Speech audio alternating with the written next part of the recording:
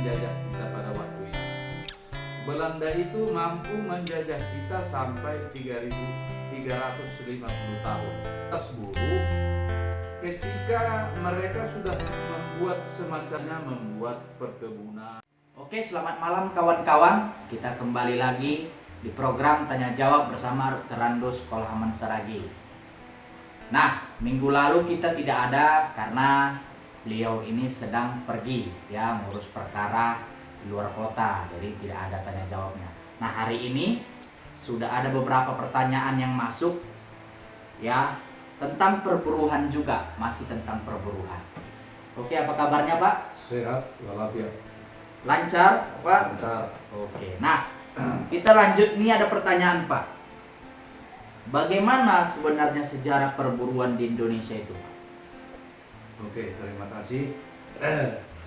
Kalau terkait dengan sejarah perburuhan Indonesia, kita harus urut dari abad-abad, paling tidak abad ke-14 itu telah terjadi para pedagang-pedagang asing yang menarik perhatiannya masuk ke Indonesia. Itu awalnya untuk mencari rempah-rempah yang ada di Indonesia. Rempah-rempah itu terdiri misalnya dari ketumbar, kayu, cengkeh, dan sebagainya. Dan pedagang-pedagang ini berasal dari beberapa negara, India misalnya, Portugis, Persia, Spanyol, Inggris, dan Belanda. Semuanya ini awalnya pedagang. Jadi melihat bagaimana sumber daya alam pertanian di Indonesia yang begitu pesat hasilnya, sehingga mereka tertarik dengan itu. Di samping mereka berdagang, mereka juga membawa misi. Misi itu misi agama ya. Agama itu dari asal negara mereka, Islam, Kristen, Hindu, Katolik, Buddha, dan lain-lain. Jadi awalnya perkembangan sejarah perburuhan itu dia sekaligus pedagang, sekaligus juga membawa misinya agama sesuai dengan dari negaranya masing-masing.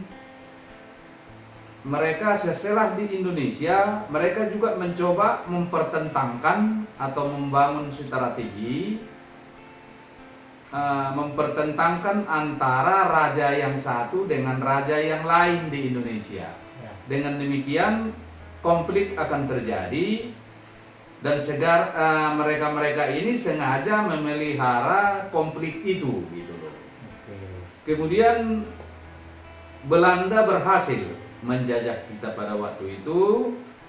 Belanda yang itu tadi, kaum pengisap itu yang datang ke Indonesia berdagang, memasukkan misi agama dan lain-lain, sehingga Belanda itu mampu menjajah kita sampai 3.350 tahun.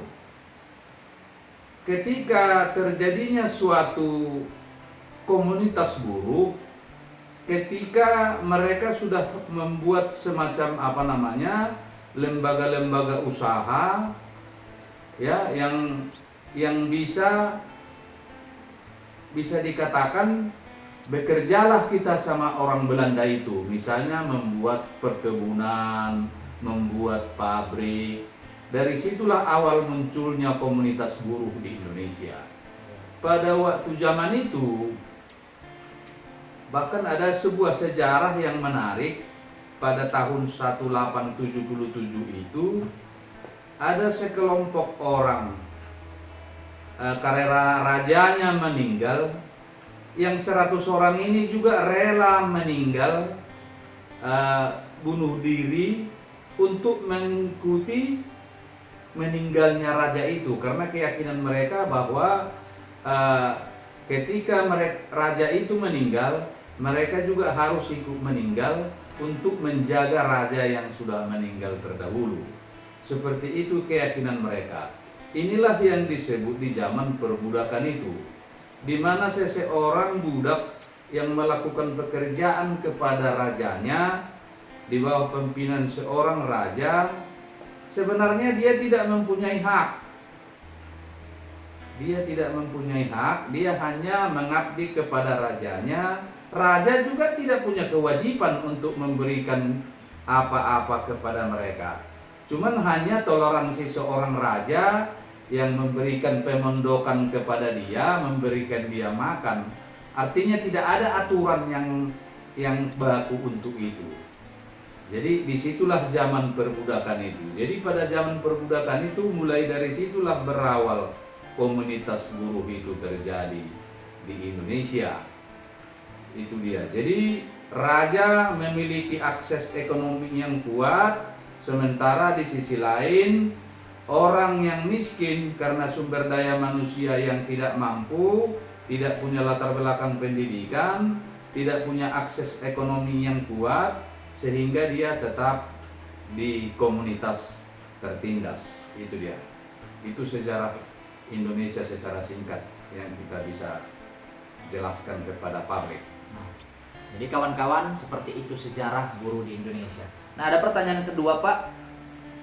Bagaimana tahapan perkembangan masyarakat dunia ini atau buruh ini di dunia? Kalau kita bicara mengenai tahapan perkembangan masyarakat, ada beberapa teori yang perlu kita pahami ya. Ada namanya teori perkembangan masyarakat yang ditulis oleh Karl Marx ya. Di situ ada beberapa tahapan perkembangan masyarakat itu. Pertama, dia masyarakat komunal primitif. Itu dia. Di masyarakat komunal primitif itu, masyarakat memakai alat-alat bekerja yang sifatnya sederhana. Misalnya kalau dulu di zaman tak enak itu, kalau orang mau membuat padi menjadi beras, dia memakai alat giling yang diputar oleh air itu, sehingga proses pembersihan kulit padi itu menjadi beras itu dia memakai kayu tumbuk seperti ini. Nah, jadi alatnya sangat sederhana, alat produksinya. Kemudian alat itu milik bersama, milik setiap orang kelompok masyarakat yang ada di tempat itu. Tidak ada di situ milik seseorang. Itulah yang disebut masyarakat komunal primitif. Jadi sistem ekonominya juga seperti itu. Kemudian sistem membangun sumber daya ekonomi juga seperti itu. Misalnya bercocok tanam bersama, hasilnya pun dimakan bersama. Nah, jadi tidak ada kepemilikan individual, tapi kepemilikan kolektif.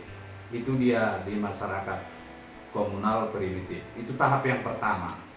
Kemudian yang kedua, ada tahapan masyarakat perbudakan atau silvery society.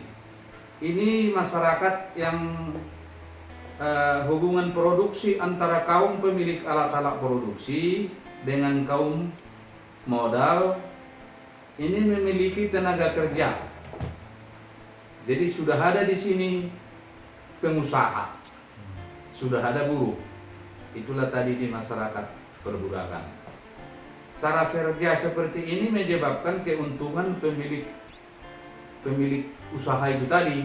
Nah, jadi budak hanya dipekerjakan, hanya diberikan makan, tapi sudah ada aturan di sini di masyarakat perbudakan. Walaupun upahnya budak itu ya sangat rendah sekali, karena dia memang akses ekonominya terbatas, sumber daya manusianya pun memang tidak memiliki pendidikan yang memadai gitu.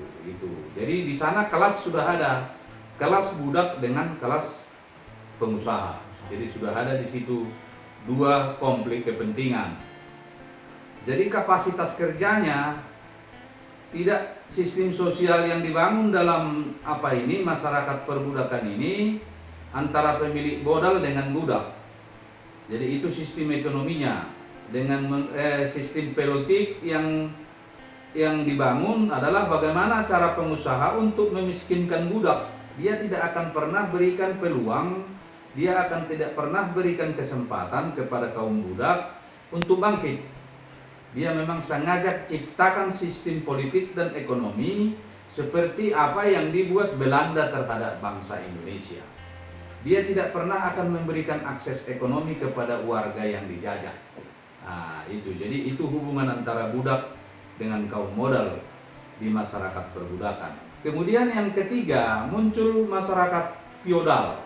Nah, di tahap perkembangan masyarakat feodal ini akibat konfrontasi dari budak, kan? Dari budak itu konfrontasi melawan kaum modal sehingga lahir masyarakat feodal. Antara masyarakat perbudakan dan pemilik modal, alat produksi terpusat pada tangan kaum berjuis. Kaum berjuis itu maksudnya kaum feodal itu, ya. Yang disebut Karl Marx sebagai kaum pemilik tanah. Dia, inilah yang disebut pemilik-pemilik tanah yang luas. Orang bekerja di situ, kalaupun dia memberikan tanah untuk dikerjakan kepada masyarakat budak itu, dia bagi tengah. Nah, kalau misalnya hasilnya 100 kaleng, dia bagi 2. Itu si budak yang mengerjakan, si feodal yang menerima hasilnya bagi 2. Itu yang disebut belah pinang. Dibelah pinang, sebelah pinang dia untuk si budak, sebelah pinang dia di kaum feodal. Ini kalau di Jawa ini sebenarnya inilah yang dikendalikan para kaum agama, kiai-kiai seperti di Jawa Tengah, di Jawa Barat, di Jawa mana itu, hampir seluruh Jawa seperti itu. Kiai-kiai itu memiliki ratusan hektar sawah, ratusan hektar tanah. Jadi yang mengerjakan ini para kaum buruh. Nah, hasilnya bagi 2. Nah, belah pinang namanya. Itulah dia sistem ekonomi pertukaran uang di kaum feodal seperti ini. Ini biasanya kaum feodal yang seperti ini kan menggunakan dalil-dalil adat istiadat, contohnya menggunakan dalil-dalil agama. Nah, sehingga mereka para kaum buruh ini seolah-olah ini kaum tokoh agama ini seolah-olah inilah pemegang kunci surga yang harus diikuti para kaum buruh. Pendekatannya itu bisa lewat apa? Lewat dalil-dalil agama, lewat dalil-dalil adat istiadat, kultur, seperti itu gaya kaum feodal untuk mendekati masyarakat. Sehingga masyarakat itu terikut dengan itu, dengan apa yang dikatakan, apa yang didoktrinkan oleh para kaum feodal, sehingga kerjasama ekonominya itu tadi, si kaum feodal pemilik tanah, si kaum buruh pekerjanya penghasilannya dibagi 2. Itu dia. Itu di masyarakat feodal tahap ketiga. Kemudian muncul setelah ini muncul konfrontasi juga dari kaum buruh melawan kaum feodal. Sehingga muncul tahap keempat perkembangan masyarakat yang disebut masyarakat kapitalis. Di dalam tahapan masyarakat kapitalis, kebiasaan perekonomian itu memasarkan hasil-hasil produksinya semaksimal mungkin. Jadi dalam ekonomi kapitalis itu peranan individual sangat tinggi. Wah, ini siapa yang kuat, siapa pemodal semakin tinggi. Sudah di masyarakat kapitalis dia sudah makin jelas penindasan itu. Walaupun penindasannya mungkin penindasan yang sistem modern gitu loh. Bukan lagi misalnya lewat senjata, bukan lagi lewat apa, dia lewat ekonomi dia menjajah gitu. Itu di masyarakat kapitalis. Jadi semakin terbuka dan modal semakin berkembang, industri semakin berkembang, dengan sendirinya perkembangan modal dan industri itu sejalan dengan perkembangan buruh gitu. Tapi tetap kelas tetap ada, ya kan? Tadi di kelas feodal itu yang menjajah buruh, ya, menindas buruh. Di kaum kapitalis pun jadi pemodal itu yang menindas buruh. Buruh tetap jadi objek penindasan atau pengisapan eksploitasi oleh kaum modal itu sendiri, ya. Ini biasanya dengan sistem modern digunakan, ya. Kalau dulu dijajah dengan pakai senjata, Belanda menjajah Indonesia. Dia mau meraup keuntungan dari Indonesia, hasil bumi Indonesia dengan memakai senjata sampai 350 tahun. Jadi sekarang di tahap perkembangan kapitalis, dia sudah lain lagi gayanya, ekonomi. Meminjamkan uang misalnya dari negara, dari dunia kepada negara-negara ketiga, misalnya seperti Indonesia salah satu di antaranya. Mereka dengan gaya meminjamkan uang itu untuk mengisap hasil apa kita gitu. Sehingga negara-negara miskin atau negara-negara ketiga itu selalu menjadi objek permainan negara-negara Bank Dunia misalnya, IMF misalnya. Itu. Jadi di sini kekuatan modal itu yang menjadi alat untuk menjajah gitu. Tidak lagi senjata tapi dijajah lewat ekonomi. Dia selalu menawarkan utang kepada negara-negara yang miskin. Dengan cara itu dia mengisap apa hasil bumi kita, memasukkan modal misalnya ke Indonesia. Seperti apa yang dicoba pemerintah saat ini, bagaimana supaya modal luar negeri masuk ke Indonesia. Katanya itu bisa mensejahterakan buruh, bisa membuka lapangan kerja, kemudian upah murah. Ya akhirnya juga sama, konsekuensinya juga penindasan gitu. Itu dia di masyarakat kapitalis. Ini kerja-kerja dunia ini. Salah satu di antaranya IMF, Bank Dunia. Nah, itu pekerjaannya itu seperti itu. Jadi dia berlagak membantu, sesungguhnya dia mau mengisap. Itu dia. Ya, namanya lah negara-negara yang butuh akan dana, butuh misalnya bantuan, ingin membangun Indonesia itu, tapi dengan cara membantu ketergantungan. Inilah sebenarnya yang menurut Bung Karno itu tidak diperbolehkan seperti itu, anti Pancasila terhadap seperti itu. Jadi modal luar negeri itu seperti apa yang kita katakan terdahulu, hanya pelengkap, tidak fokus kita membangun negeri ini lewat pinjaman luar negeri. Itu sebenarnya yang ditentang Bung Karno. Jadi hal-hal seperti inilah yang kemudian terjadi dan berkembang hari ini. Bagaimana pemerintah membuka peluang pinjaman luar negeri, memasukkan modal dari luar negeri ke Indonesia untuk membangun usaha. Ya dengan itu tadi, alasannya buruh upahnya murah gitu loh. Dengan demikian mereka masuk, dipermudah masuk, sehingga pada akhirnya buruh tidak pernah mendapat kesejahteraan yang baik. Karena itunya dibuat dibuat salah satu pertimbangan. Gaji buruh bisa dibuat murah gitu. Itu dari tahapan masyarakat kapitalis. Inilah yang terjadi sekarang ini, kan? Yang sekarang sedang terjadi adalah masyarakat kapitalis. Jadi bukan masyarakat Pancasila. Kalau di masyarakat Pancasila tidak ada penindasan, ya. Semua orang di hadapan akses ekonomi, akses politik punya hak yang sama. Itu di masyarakat sosialis. Jadi artinya negara bukan sebagai penjaga malam. Negara itu kuat untuk mengendalikan, mengelola kepentingan sumber daya ekonomi untuk masyarakatnya. Itu dia di masyarakat kapitalis, di masyarakat Pancasila, ya.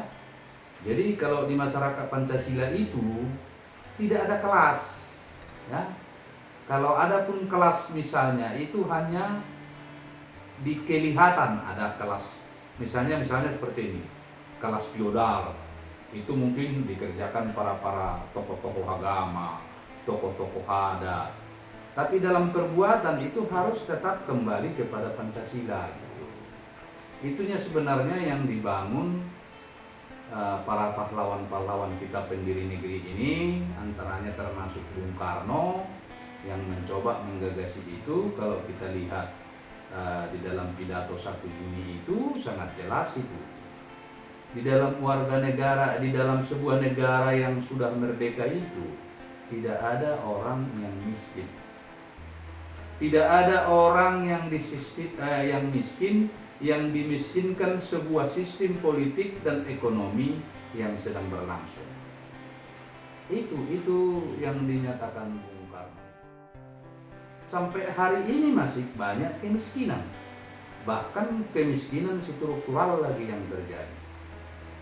Jadi artinya kita belum sampai kepada masyarakat Pancasila, gitu loh. Jadi kita tidak mau sesungguhnya ada lagi warga negara yang miskin. Ya, di dalam negara Pancasila itu harus akses pendidikan harus jelas. Tidak seorang warga negara pun tidak dibenarkan tidak berpendidikan. Negara harus tanggung jawab terhadap pendidikan itu sendiri. Ya. Kemudian akses kesehatan. Tidak ada orang yang sakit yang tidak bisa berobat karena tidak ada uang. Negara harus punya akses untuk itu.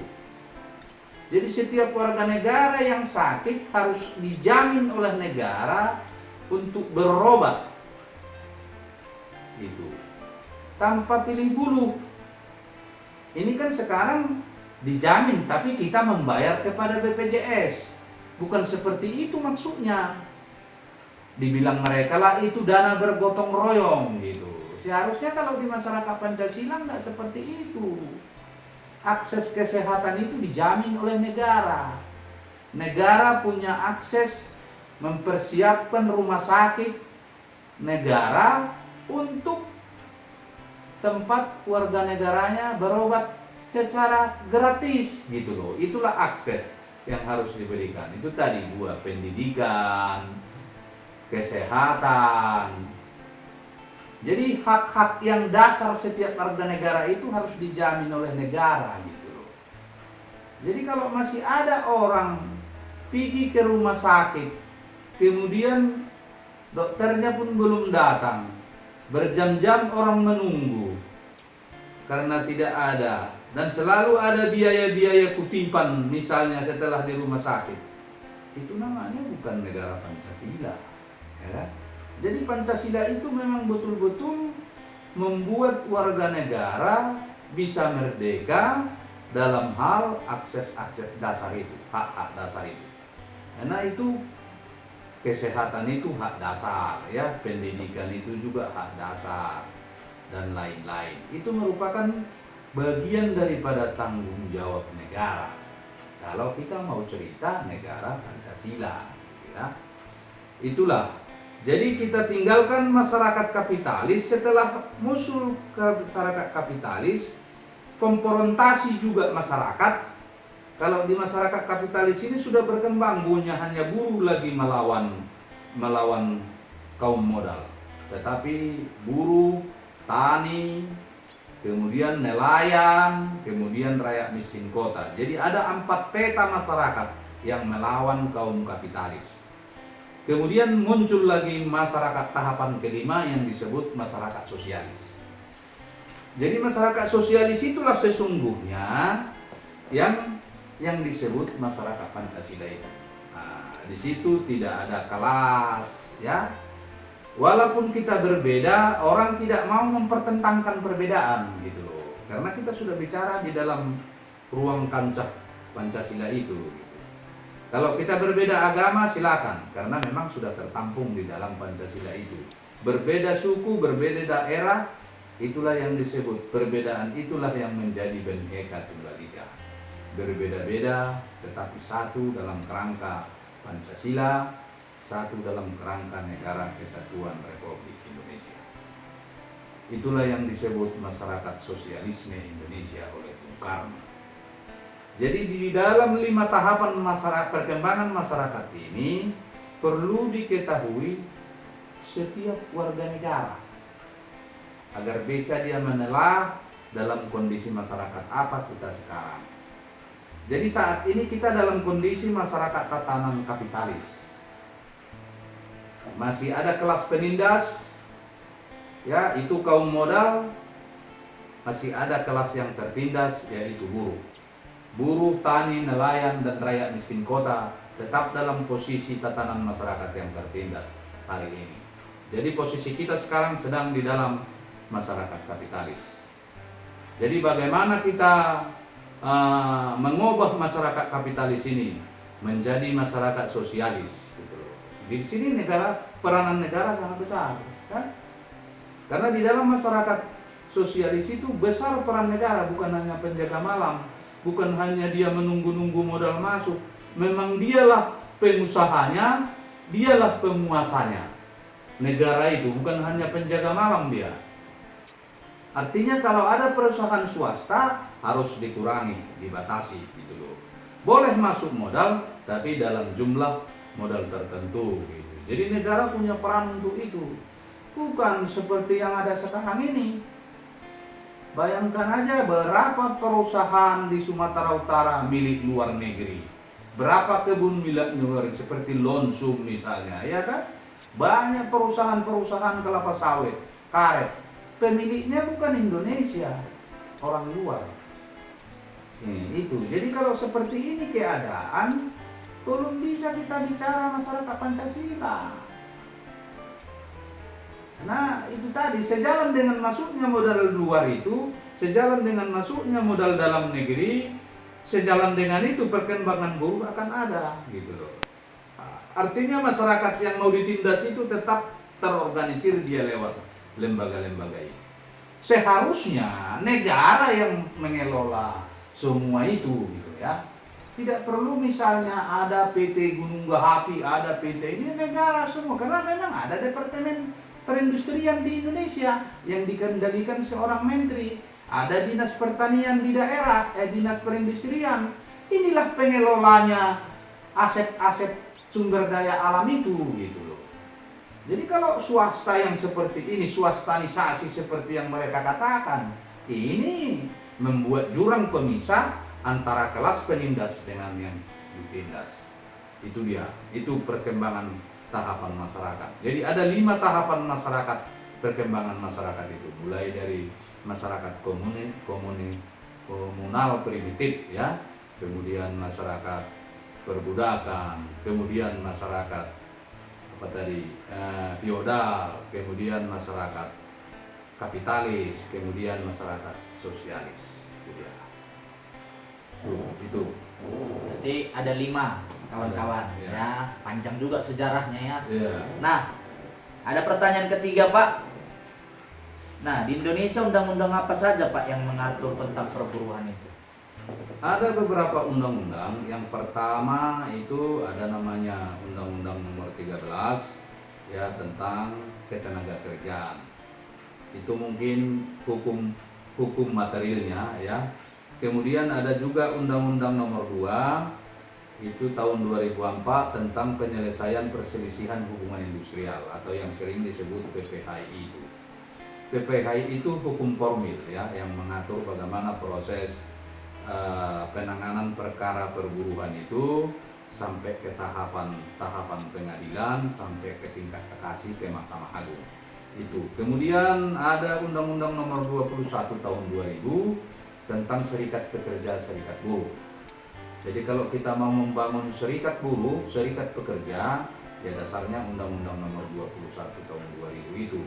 Jadi ada syarat-syarat yang sudah ditetapkan dalam undang-undang itu, bagaimana syaratnya untuk mendirikan sebuah serikat buruh. Itu yang sedang kita lakukan, dan sudah 20 tahun yang lalu sudah kita lakukan itu. Kemudian ada lagi Undang-Undang Nomor 3 tahun 92, itu tentang jaminan sosial tenaga kerja, garis miring yang sekarang disebut BPJS Kesehatan gitu ya. Karena itu sudah masuk di situ. Di situ ada 4 program yang diatur di dalam jaminan sosial tenaga kerja itu. Yang pertama ada namanya jaminan pemeliharaan kesehatan, JPK ya. Yang kedua ada namanya jaminan kecelakaan kerja, JPK. Nah, kemudian ada lagi namanya jaminan hari tua, Jaminan hari tua itu yang dipotong dari upah buruh per bulan 7% dari buruh yang bersangkutan. Kemudian yang keempat ada program jaminan kematian. Nah, jadi di dalam jam sostek atau BPJS itu ada 4 program jaminan. Itu yang diatur dalam Undang-Undang Nomor 3 Tahun 92 itu tentang jam sostek. Jadi ada turunan beberapa keputusan menteri, ada juga turunannya keempat undang-undang ini, PP ya, peraturan pemerintah yang mengatur tentang upah. Kemudian ada juga UMP yang putuskan oleh gubernur. Upah per tahun itu setiap tahun itu diatur di setiap provinsi atau kota dan kabupaten. Tapi yang memutuskan itu adalah gubernur provinsi yang bersangkutan. Itulah yang bisa kita jelaskan sementara untuk undang-undang ketenagakerjaan. Oke Pak, ada lagi pertanyaan. Bagaimana penanganan perkara perburuan di Indonesia Pak? Terkait dengan penanganan perkara ada beberapa tahapan ya. Pertama itu tahapan kalau terjadi seandainya PHK gitu ya. Ada beberapa tahapan yang harus diikuti menurut Undang-Undang Nomor 2 itu, karena itunya yang mengatur mekanisme bagaimana proses penanganan perkara hubungan industrial. Tahap pertama adalah kita harus melakukan upaya perundingan bipartit. Bipartit itu artinya antara buruh atau serikat buruh dengan pengusaha duduk bersama merundingkan peristiwa PHK itu terjadi. Kalau di tingkat perundingan bipartit ini bisa selesai hubungan kerjanya, artinya pengusaha siap memberikan yang dijamin oleh Undang-Undang Nomor 13, misalnya terkait pesangon, uang penghargaan masa kerja, pergantian haknya, dan semua hak-hak pekerja itu diberikan sesuai dengan undang-undang itu, mungkin bisa selesai di tingkat perundingan bipartit. Setelah di situ, kalau ada penyelesaian di antara dua pihak, dibuatlah PB namanya. PB itu persetujuan bersama. Jadi mereka masing-masing membubuhkan tanda tangan antara buruh atau serikat pekerja dengan pengusaha. Itu dia. PB itu kemudian didaftarkan di Pengadilan Hubungan Industrial. Karena dia diatur di situ. Setelah PB itu dirembukkan bersama, dibubuhkan tanda tangan bersama, disepakati bersama, salah satu pihak harus mendaftarkan PB itu di Pengadilan Hubungan Industrial. Itu tahap yang pertama. Kemudian tahap yang kedua, kalau tidak terjadi penyelesaian di tingkat bipartit, perundingan bipartit, dia masuk ke mediator. Nah, salah satu pihak membuat laporan atau pengaduan ke kantor dinas tenaga kerja setempat. Ya. Setelah itu, pihak mediator memanggil para pihak untuk disidangkan, namanya sidang mediator. Mediator itulah mencoba melakukan pendekatan bagaimana proses PHK itu bisa diselesaikan dengan bagus.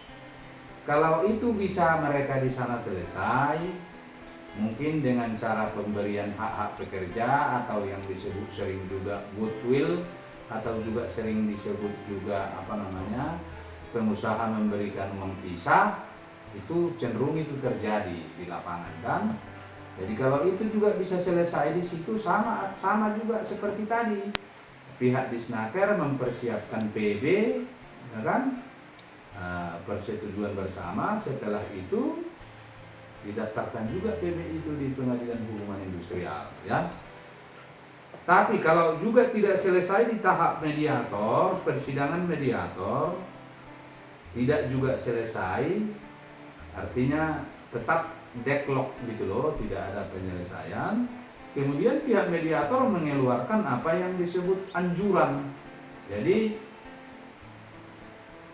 mediator mengeluarkan anjuran, kemudian mengirimkan anjuran ini kepada para pihak, di mana buruh di satu sisi, pengusaha di sisi lain. Kemudian setelah anjuran ini keluar, salah satu pihak mereka mengajukan gugatan.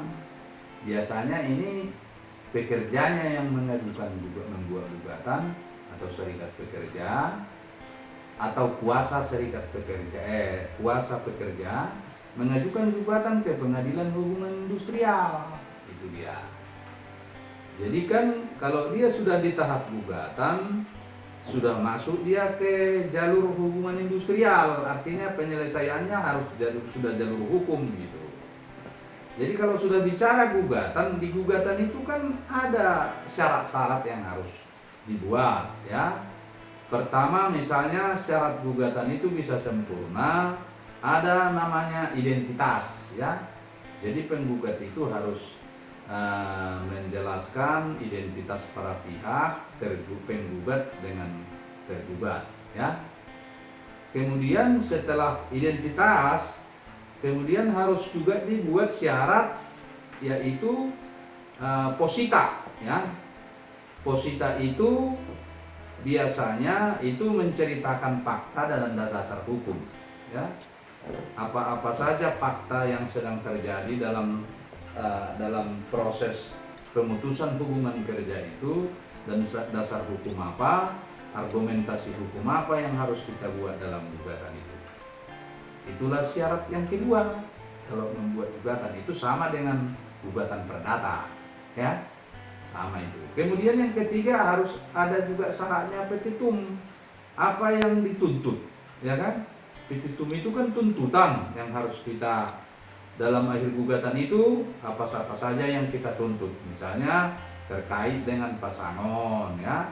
Pasangon itu misalnya dihitung berdasarkan masa kerja misalnya sesuai dengan pasal 156 Undang-Undang Nomor 13 itu. Kemudian di situ juga harus dihitung penghargaan masa kerjanya.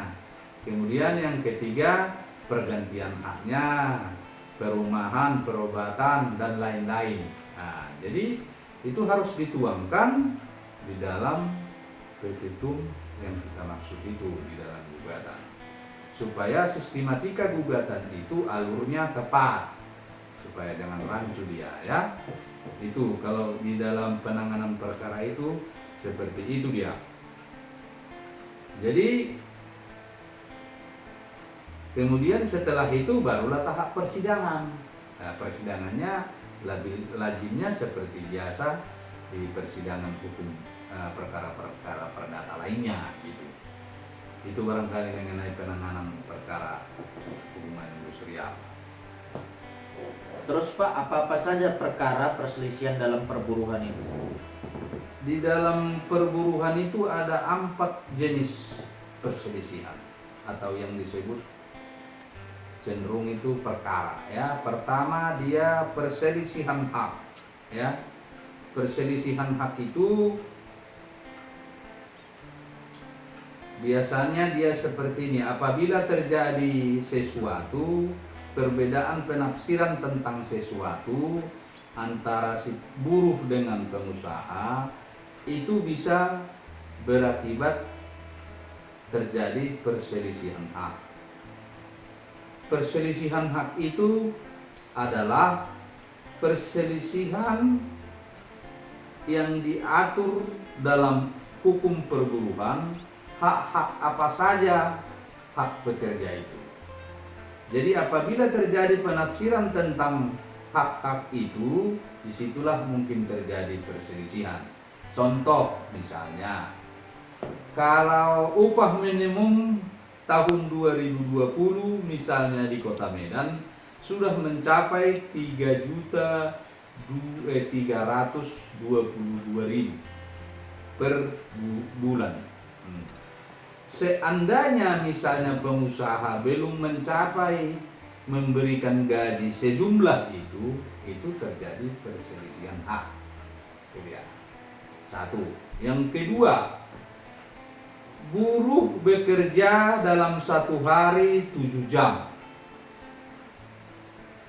Kalau dipekerjakan oleh pengusaha dia 8, 9 atau 10 jam tanpa membayar uang lembur yang 3 jam tersebut, itu juga perselisihan hak. Yang ketiga, buruh perempuan yang tidak diberikan cuti haid 2 hari setiap bulan, kecuali buruh laki-laki ya, perempuannya yang haid. Tidak dia berikan itu dalam 1 bulan itu 2 hari yang disebut pre-haid, itu juga perselisihan hak. Yang keempat, seandainya pengusaha tidak mendaftarkan pekerjanya di jam sostek atau BPJS, itu juga perselisihan hak. Dan ini sering terjadi, terutama seperti yang kita ceritakan terdahulu, sering terjadi pencucian nilai lebih. Ya, pencucian nilai lebih itu jam kerja yang lebih tanpa dihitung lembur, itu yang dapat merugikan buruh itu. Itu yang sering terjadi. Pengusaha selalu memainkan waktu itu. 7 jam kerja 1 hari itu dibuatnya jadi 10 jam tanpa dibayarnya 3 jam lembur. Kalau ada buruhnya 1.000 orang kali 3 jam sudah 9.000 jam. Bayangkan keuntungannya. Padahal model proses produksi itu terhitung di dalam 7 jam.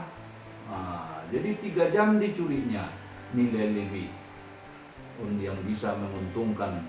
Maka selalu kita katakan model pengusaha seperti ini adalah model pengusaha rentenir tenaga kerja.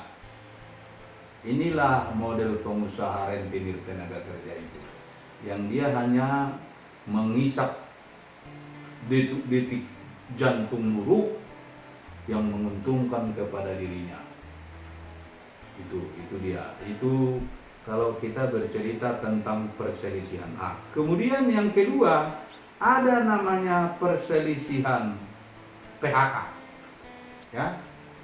Perselisihan PHK ini akibat sesuatu yang tidak sinkron hubungan buruh dengan pengusaha, sehingga ada alasan bagi pengusaha mencari-cari dalil yang memojokkan buruh sehingga terjadi PHK tanpa memberikan hak-haknya. Ini sering terjadi.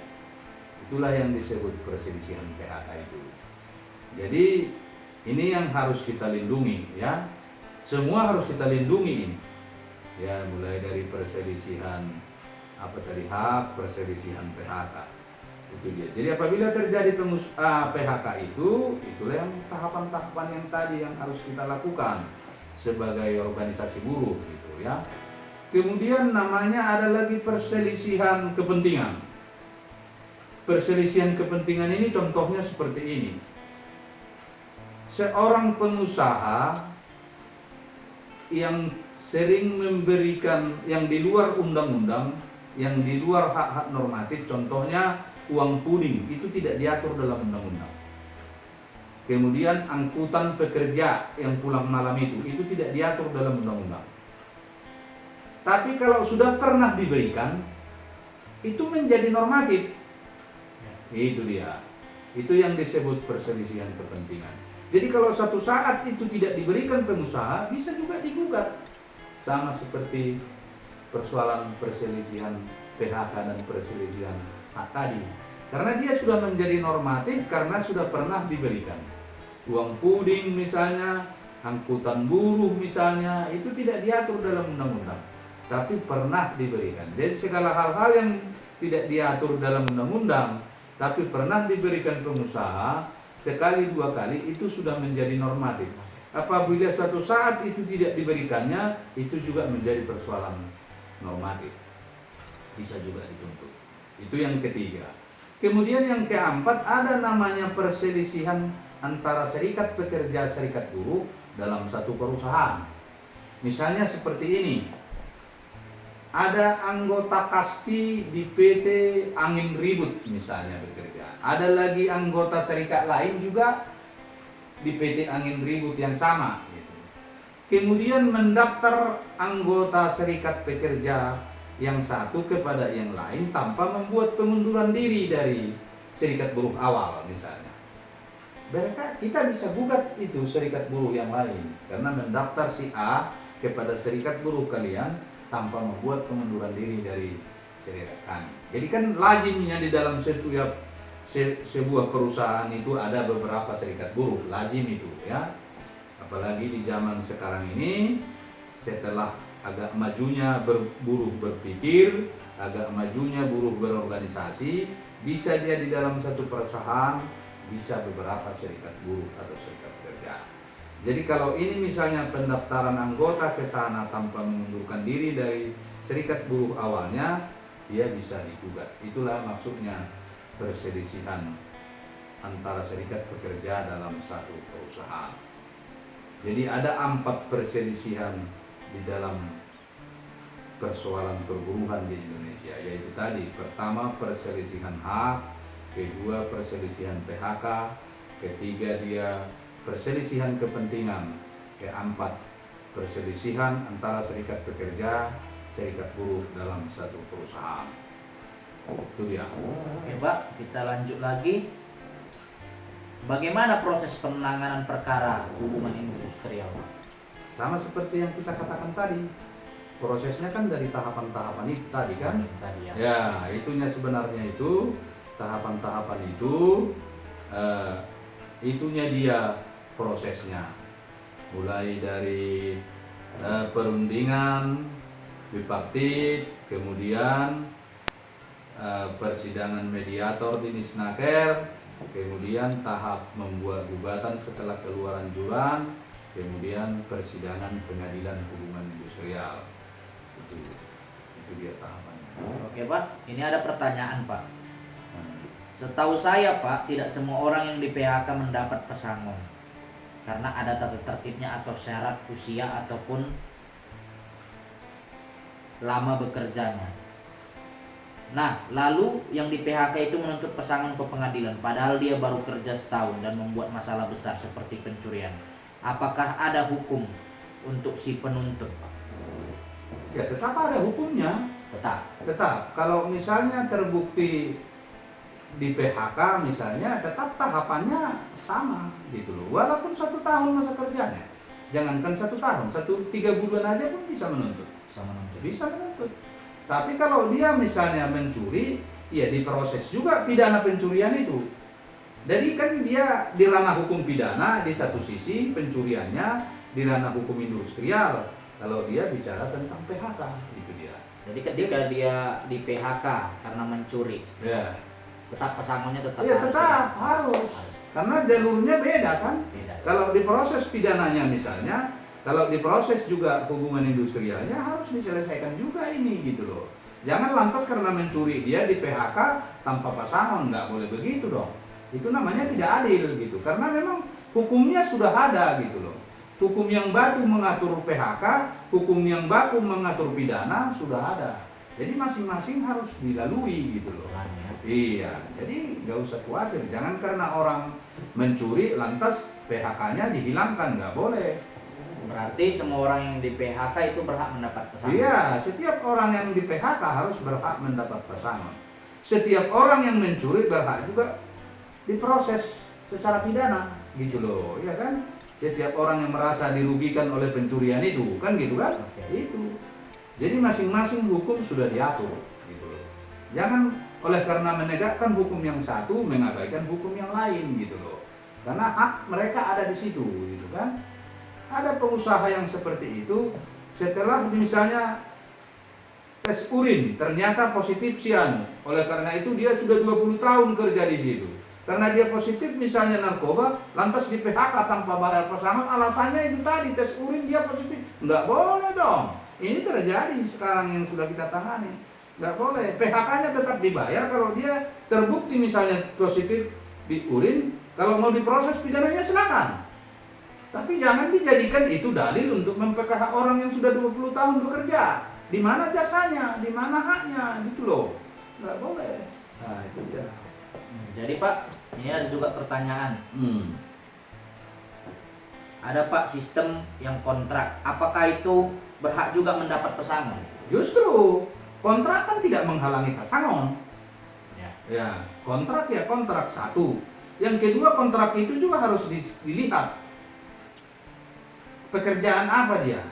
Pekerjaan yang bisa dikontrak kan hanya 5. Yaitu seperti yang kita sering jelaskan. Pertama dia security, kedua dia cleaning service, ketiga dia cateringan terhadap buruh yang memberi nasi itu yang bisa. Keempat angkutan buruh, yang kelima pembantu pertambangan.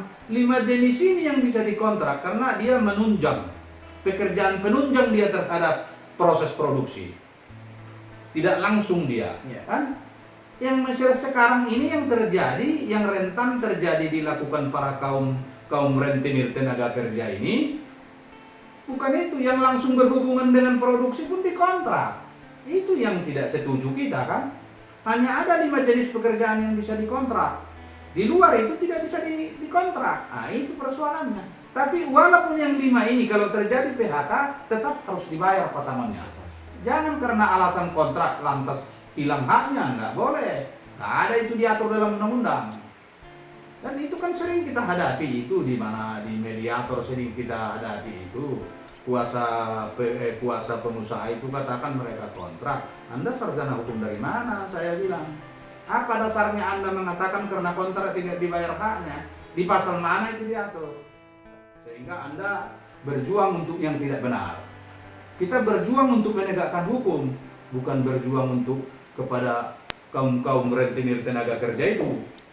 Kan itu yang kita selalu berhadapan dengan mereka kaum borjuis ini, kan, yang hanya berharap 3.500.000 per bulan, lantas dia diinjak-injak haknya, disuruh ke sana kemari. Kalau terlambat jam 8 datang disebut nama neneknya.